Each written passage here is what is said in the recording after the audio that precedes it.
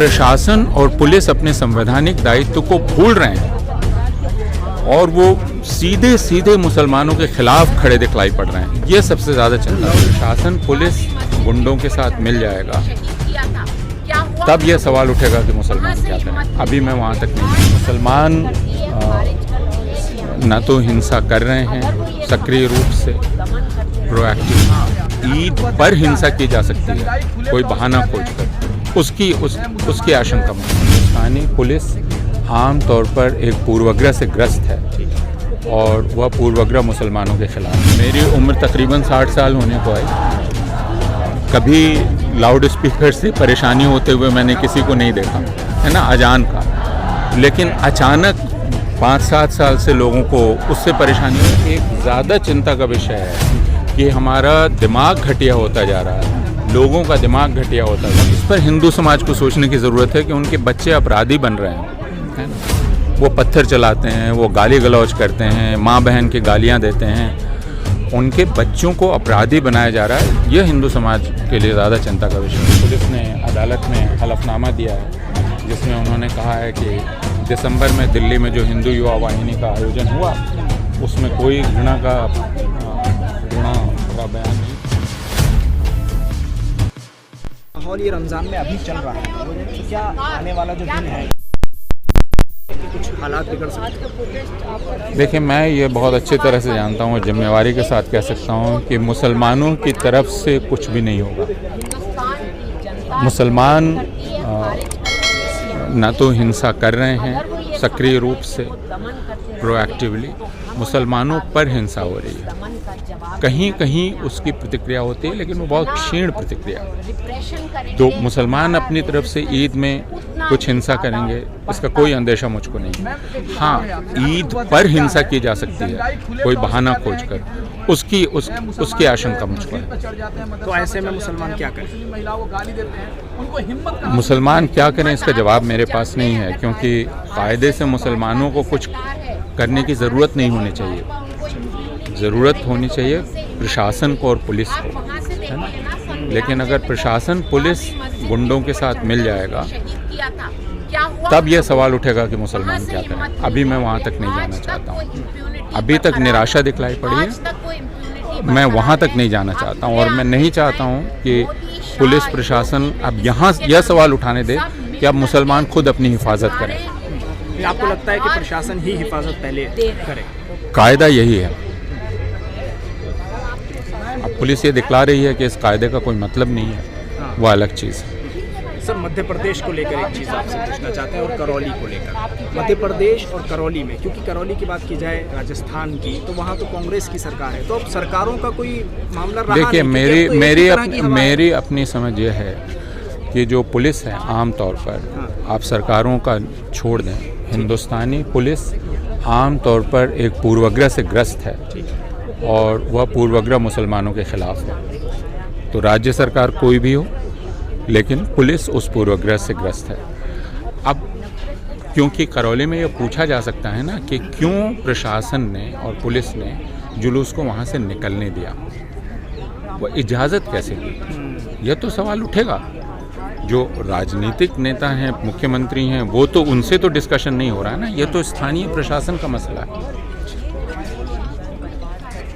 लेकिन सर, जैसे बहुत जगह से तस्वीरें आ रही है, मध्य प्रदेश में भी आपने देखा, आप कह रहे हैं कि पुलिस प्रशासन को करना होगा, लेकिन जैसे कांग्रेस का सवाल आया कि कांग्रेस के राज में भी ये हो रहा है और भी जदयू हो वहाँ भी हो रहा है, तो यहाँ पे रोल किसका है, या सरकार या प्रशासन का रोल? देखिए, मैं आपसे यह कह सकता हूँ कि एक ज़िला या एक तहसील, उसका अधिकारी कौन है? जिलाधिकारी है। जो वहाँ का पुलिस अधिकारी है वह है। आमतौर पर वह जिम्मेवार होता है वहाँ शांति बनाए रखने के लिए। कोई मंत्री नहीं होता है, ठीक है ना, मंत्री नहीं होता है। लेकिन अगर वह प्रशासनिक अधिकारी अपनी जिम्मेवारी भूल जाए और वो ठीक उसके खिलाफ काम करने लगे तो फिर आप क्या करेंगे? उसके बाद ही राजनीतिक कार्रवाई हो सकती है। मसलन आपने अपनी भूमिका नहीं निभाई करौली में, जिस वजह से हिंसा हुई जिला प्रशासन और पुलिस ने, उसके बाद ही तो राजनीतिक कार्रवाई हुई। लेकिन उसके पहले तो आपका जिम्मा था ना। जो सबसे अफसोस की बात है कि अब प्रशासन और पुलिस अपने संवैधानिक दायित्व को भूल रहे हैं और वो सीधे सीधे मुसलमानों के खिलाफ खड़े दिखलाई पड़ रहे हैं। ये सबसे ज़्यादा चिंता। लाउड स्पीकर को लेकर के भी विवाद बहुत तेज है। अब विवाद तो आप किसी भी चीज़ को लेकर कर सकते हैं। आप कहते हैं कि आप हिजाब क्यों पहनते हैं, इसको भी लेकर विवाद है। तो अगर आप विवाद खड़ा ही करना चाहते हैं तो किसी भी विषय को लेकर कर सकते हैं। मेरी उम्र तकरीबन 60 साल होने को आई, कभी लाउड स्पीकर से परेशानी होते हुए मैंने किसी को नहीं देखा है ना, अजान का। लेकिन अचानक 5-7 साल से लोगों को उससे परेशानी होने लगी। इसका मतलब कि आप कोई भी बहाना खोज रहे हैं। किसी वक्त आप लाउड स्पीकर का बहाना खोजते हैं, किसी वक्त आप कहते हैं कि आप जुमे को खुले में नमाज क्यों पढ़ते हैं, किसी वक्त आप कहते हैं कि आप साहब हिजाब क्यों लगाती हैं मुसलमान लड़कियां। तो आप बहाना खोज रहे हैं। ध्वनि प्रदूषण बताया जा रहा है कि ध्वनि प्रदूषण की वजह से मेरे ख्याल में एक वैचारिक प्रदूषण है, एक जहर है दिमाग में। उस जहर का इलाज पहले होना चाहिए जो हिंदुत्ववादियों के दिमाग में है। उनको अपने पिता से, अपनी माता से, अपने नाना नानी से पूछना चाहिए कि वो हिंदू कैसे बने रहे। उनसे ज़्यादा धार्मिक तो ये लोग नहीं है ना, तो वो कैसे बने रहे। इसलिए धार्मिकता तो यहाँ है ही नहीं।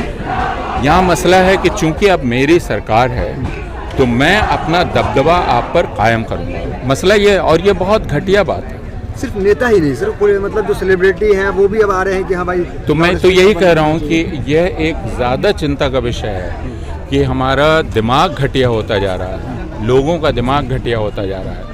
वो सेलिब्रिटी हों, वो उद्योगपति हों, वो फिल्म अभिनेता हों, निर्देशक हों, यह ज़्यादा चिंता का विषय है कि हमको ये दिखलाई पड़ रहा है कि जो एक दिमाग है सामाजिक, वह बहुत ही घटिया हो गया है, वल्गर हो गया है। ये चिंता का विषय। एक तरफ महंगाई बढ़ रहा है, उसका कोई मापदंड नहीं है, सब कुछ पेट्रोल के दाम, डीजल के दाम, लेकिन दूसरी तरफ कर्नाटक में नमाज को नापने के लिए अजान कितना लाउड है, वहाँ पे मशीन लग गया है। तो इसी से लोगों को समझना चाहिए ना कि हमारा मजाक उड़ाया जा रहा है। इसे समझना चाहिए ना ये बात, इस बात को। ये तो बात तो इतनी सरल है, इसको समझना इतना सरल है, लेकिन समझ में नहीं आती है क्योंकि दिमाग में नफरत का जहर भरा हुआ है। सर एक बात और है कि जुलूस में या जो जिस तरह से धार्मिक भावनाएं मतलब लड़ाइयाँ हो रही हैं, उसमें ज़्यादातर युवा देखते हैं। लड़ाइयाँ नहीं हो रही हैं, हमले हो रहे हैं। उसको आप लड़ाई ना करें। युवा देखते हैं ज़्यादा उसमें। हाँ, और युवा क्या, वो 8 साल 14 साल 15 साल के बच्चे हैं। और इस पर हिंदू समाज को सोचने की ज़रूरत है कि उनके बच्चे अपराधी बन रहे हैं, है ना। वो पत्थर चलाते हैं, वो गाली गलौज करते हैं, माँ बहन की गालियाँ देते हैं, उनके बच्चों को अपराधी बनाया जा रहा है। यह हिंदू समाज के लिए ज़्यादा चिंता का विषय होना चाहिए। वो इस आड़ में करते हैं कि हिंदुत्व की रक्षा कर रहे हैं हम कहीं ना कहीं, जो खतरे में है। मुझे मालूम नहीं, कोई भी धर्म खतरे में नहीं होता है, कभी भी नहीं। दुनिया में कोई धर्म कभी खतरे में नहीं होता है। या आप दरअसल अपना दबदबा कायम रखने के लिए एक आड़ लेना चाहते हैं और ज़्यादा लोगों को अपने पीछे लाना चाहते हैं। उसमें धर्म सबसे आसान उपाय है। सर एक सवाल है सर, आखिर वजह क्या है कि खुले तौर से एक समुदाय को गाली दिया जा रहा है? इनको हौसला कैसे मिल रहा है? हौसला इसलिए मिल रहा है कि जो लोग गाली देते थे वे आज संवैधानिक पदों पर हैं जी। हौसला इससे मिलता है कि जो जिन्होंने पीट पीट कर मारा उनको माला पहनाने वाले मंत्री थे। हौसला इससे मिलता है कि जो संवैधानिक संस्थाएं हैं, न्यायालय वगैरह, अगर न्यायालय यह कहता है कि आप मुस्कुरा के गाली देंगे तो उसको घृणा नहीं माना जाएगा, तो इन सारी चीज़ों से हौसला मिलता है। हौसला इससे मिलता है जो कल परसों दिल्ली पुलिस ने अदालत में हलफनामा दिया है, जिसमें उन्होंने कहा है कि दिसंबर में दिल्ली में जो हिंदू युवा वाहिनी का आयोजन हुआ उसमें कोई घृणा भरा बयान नहीं था, है ना, और वो अभिव्यक्ति की स्वतंत्रता है। तो जब संवैधानिक संस्थाएं इन सबको स्वीकार्य मान लें कि आप नफ़रत फैला सकते हैं, आप गाली गलौज कर सकते हैं, तो उससे हौसला बढ़ता जाएगा। लेकिन सर कार्रवाई भी तो होती है ना, कई बार बजरंग मुनि है उन पर भी कार्रवाई की मांग हुई और वह कार्रवाई कैसी हुई, नरसिंहानंद पे कार्रवाई कैसी हुई? वह तो तब हुई ना जब दबाव इतना बढ़ाया गया, आपने कार्रवाई की, फिर आपने जमानत दे दी, है ना। एक तरफ आप सिद्दीक कप्पन को 2.5 साल से जेल में रखे हुए हैं, 2 साल से। और जो व्यक्ति खुलेआम मुसलमानों को मारने, काटने, उनका जनसंहार करने की बात कर रहा है, उसको आपने आसानी से जमानत दे दी।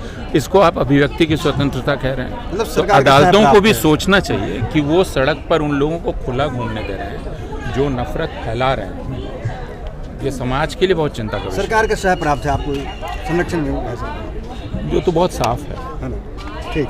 चलिए शुक्रिया।